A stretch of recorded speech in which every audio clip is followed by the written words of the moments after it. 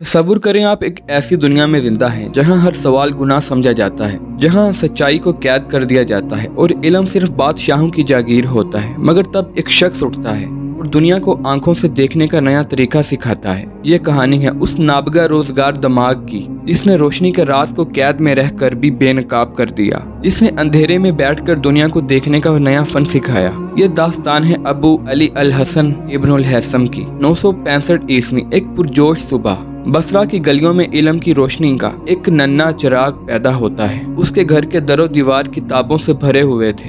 उसके वालिद एक सरकारी मुलाजिम थे, लेकिन दिल से रियाजी के दिल दादा, और शायद वही शौक उसके बेटे में भी उतर गया। इब्नुल हैसम बचपन से ही अजीब सवाल करता था, हम देखते कैसे हैं? रोशनी कैसे सफर करती है? क्या आंख से शोआ निकलती है या चीज से? लोग हंसते, उस्ताद नाराज होते, मगर वो बात ना आता। ये सवालात उसके दिल को बेचैन रखते थे। वो खेलने की उम्र में तहकीक करता और सोने से पहले सितारों को तकता, शायद वहाँ भी कोई राज छुपा हो। वो जवान हुआ तो उसने बगदाद का रुख किया। बगदाद उस दौर का इल्म की मरकज था, जहाँ साइंस, फलसफा, रियाजी और तिब की महफिलें जमती। वहाँ जाकर उसने सिर्फ किताबें नहीं पढ़ी, बल्कि उनसे सवालात किए। उसने अक्लीदस, बतलेमोस और अरस्तू को ना सिर्फ पढ़ा बल्कि उन्हें चैलेंज भी किया। मगर उसका असल जुनून था बसारत, आंख की रोशनी और देखने का फन। और फिर एक ऐसा लम्हा आया जिसने उसकी जिंदगी का रुख बदल दिया। कहानी का वो मोड़ आया जब मिस्र के फातमी खलीफा अल हाकम बिमरुल्लाह को इब्नुल हैसम के इल्म का चर्चा सुनाई दिया।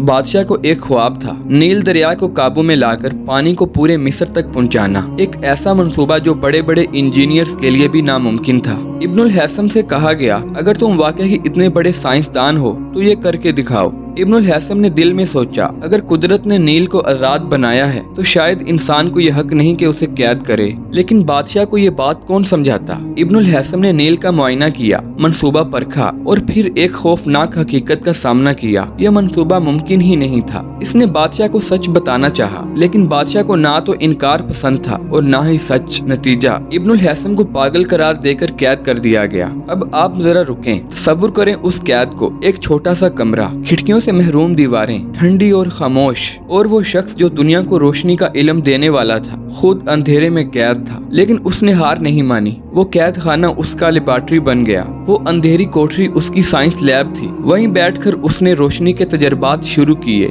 शीशे के टुकड़ों को पुराने आईनों और सुराखदार पर्दों के साथ उसने एक अजीम तहकीक का आगाज किया। और फिर उसने वो कमाल कर दिखाया जो आज भी इंसान हैरत से पढ़ता है। इब्नुल हैसम ने कैमरा ऑब्सक्यूरा का असल दरियाफ्त कर लिया था। यानी जब रोशनी एक छोटे सुराख से गुजरकर किसी स्याह कमरे में दाखिल होती है तो वो बाहर की दुनिया की उल्टी तस्वीर इस दीवार पर बनाती है। ये वही असूल था जिस पर आज के कैमरे, प्रोजेक्टर्स और आंख की तहकीक खड़ी है। इसने साबित किया, देखने के लिए रोशनी आंख से नहीं बल्कि चीज से आंख की तरफ सफर करती है। यानी इसने 1000 साल पुराने फलसफे को गलत साबित कर दिया। सोचो, वो कैद था, दुनिया से काटा गया, लेकिन उसके जहन को कैद ना किया जा सका, क्योंकि अगर जज्बा हो तो कैद खाना भी दरसगाह बन जाती है और अंधेरा भी रोशनी की पैदाइश का जरिया बन जाता है। सालों बाद जब खलीफा की हुकूमत खत्म हुई तो इब्नुल हैसम को कैद से रिहाई मिल गई। लेकिन ये रिहाई सिर्फ जिस्म की थी, जहन तो पहले ही आजाद था। और अब उसे मौका मिला अपने ख्यालात, अपने तजर्बात और अपने इल्म को दुनिया के सामने लाने का। वो दिन रात लिखने लगा और फिर इस्लामी दुनिया की सबसे शानदार साइंसी किताबों में से एक वजूद में आई, अल मनाजिर। एक ऐसी किताब जो सिर्फ नजरियात नहीं बल्कि सबूत, तजर्बात और मुशाहिदात पर मबनी थी। यही किताब बाद में यूरोप पहुंची और ऑप्टिक्स यानी बसरियात के मैदान में सदियों तक रेफरेंस बनी रही। अब आप हैरान होंगे कि एक मुसलमान साइंसदान की किताब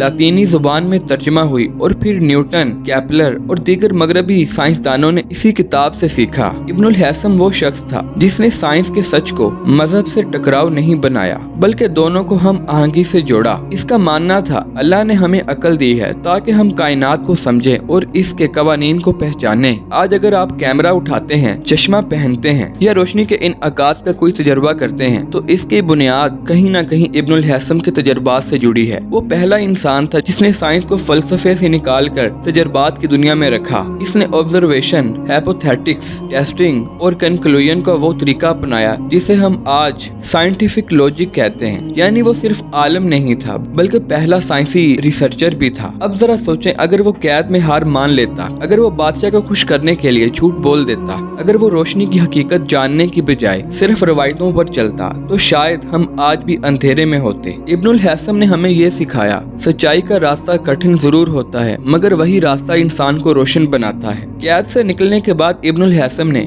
जिंदगी का हर लम्हा तहरीर, तहकीक और तालीम के लिए वक्फ कर दिया। इसने सिर्फ एक दो नहीं बल्कि 200 से ज़ायद किताबें तसनीफ की, जिनमें फल्कियात, तिबियात, रियाजी, इल्म बसरियात और फलसफा जैसे अहम मौज़ूआत शामिल थे। इसका ये कहना आज भी साइंस की रूह समझा जाता है। साइंस का मकसद सिर्फ जानना नहीं बल्कि सबूत और तजर्बे से जांचना है। 1040 ईस्वी में बसरा का ये रोशन चिराग हमेशा के लिए बुझ गया, लेकिन उसकी लिखी किताबें, उसके तजर्बात और उसके ख्यालात दुनिया के हर कोने में रोशनी फैलाने लगे। जब यूरोप अंधेरों में डूबा हुआ था तो इब्नुल हैसम जैसे मुसलमान साइंसदान ही वही लोग थे जिन्होंने आगे चलकर यूरोप की इल्मी बेदारी की बुनियाद रखी। यूरोप के बड़े साइंसदान जैसे रोजर बेकन ने इसे द मास्टर ऑफ ऑप्टिक्स कहा। केपलर ने कहा हमने रोशनी को इससे समझा, और न्यूटन की रोशनी की थ्योरी की जड़ें तक इब्नुल हैसम की तहरीरों में देखी गई हैं। हत्ता कि जब यूरोप के तालीमी अदारे वजूद में आए तो इब्नुल हैसम की किताबें उनके नसाब का हिस्सा बन गईं। इब्नुल हैसम की साइंस आज भी जिंदा है। अगर आप मोबाइल का कैमरा इस्तेमाल कर रहे हैं, अगर आपने कभी लेजर सर्जरी का नाम सुना है, अगर आप रोशनी के जरिए डेटा भेजते हैं, तो आप दरअसल इब्नुल हैसम के ख्वाब को जीते हैं। इसका विजन सिर्फ उस वक्त के लिए नहीं था बल्कि आने वाली सदियों के लिए था। अब सवाल ये है,